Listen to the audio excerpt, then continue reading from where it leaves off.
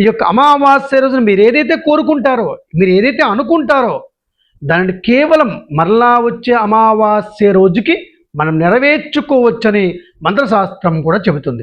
మరి అలా నెరవేర్చుకోవాలంటే ఈ అమావాస్య రోజు మనం ఏం చేయాలి? ఈ అమావాస్య రోజు మనం ఏం చేయాలి అంటే, మీ దగ్గరలో ఉండేటటువంటి కాలభైరవ క్షేత్రాన్ని దర్శించండి. కాలభైరవ క్షేత్రము అంటే సమస్తమైనటువంటి కాలం ద్వారానే మనకు అనేక రకాల కష్టాలు, బాధలు, దుఃఖాలు, భయాలు ఉత్పన్నమవుతూ ఉంటాయి.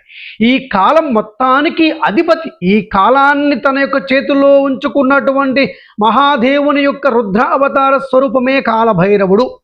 కాలాతీతుడు, కాల స్వరూపుడు, కాల ప్రభువు అంటాం ఈయన మనం. అంటే ఈ కాలానికి అధిపతి ఎవరయ్యా అంటే కాలభైరవుడు. ఈ యొక్క కాలభైరవ స్వామి వారు దిగంబరంగా ఉంటుంది. దిగంబరం అంటే రియాలిటీ, ధర్మం. ఆ ధర్మానికి, నిజానికి ప్రతిరూపమే భైరవుడు.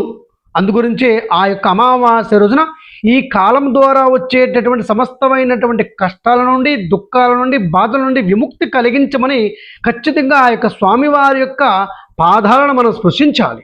ఆ స్వామివారికి వీలైనంత వరకు మనము మంత్రంతో లేదా జపంతో లేదా ధ్యానంతో, కవచంతో, అష్టకంతో ఆయన కీర్తించాలి. అలాగే ఆ స్వామివారికి అవకాశాన్ని బట్టి అభిషేకం చేయాలి. కేవలం జలంతోనే చేయాలి సుమ. పాలు, పెరుగు, పంచదార, తేనె ఇవి పూర్తిగా నిషేధం కాలభైరవుడికి. కేవలం జలంతో మాత్రమే స్వామివారికి మనము అభిషేకం చేయాలి. అలాగే ఆ స్వామివారికి అత్యంత ప్రీతికరమైనటువంటి దీపారాధన నారీకేల దీపారాధన.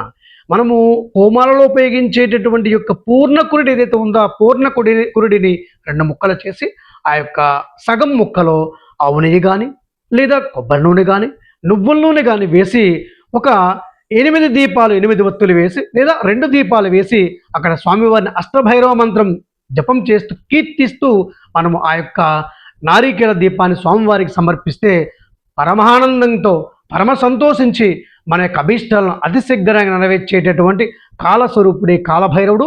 అందుకే అమావాస్య రోజున జ్ఞానవంతులందరూ కూడా, భక్తిపరులందరూ కూడా కాలభైరవ స్వామిని దర్శిస్తారు, కాలభైరవ స్వామి అభిషేకిస్తారు, కాలభైరవ స్వామి వారికి మహామంత్రం జపం చేస్తారు, కాలభైరవ స్వామి వారికి ఈ విధమైనటువంటి నారీకేల దీపాన్ని సమర్పణ చేస్తూ ఉంటారు.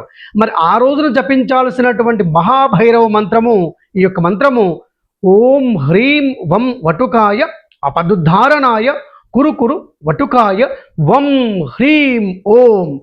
అమావాస్య ఇప్పుడు వచ్చినా సరే మీరు ఖచ్చితంగా ఆ రోజు ఉదయం నుంచి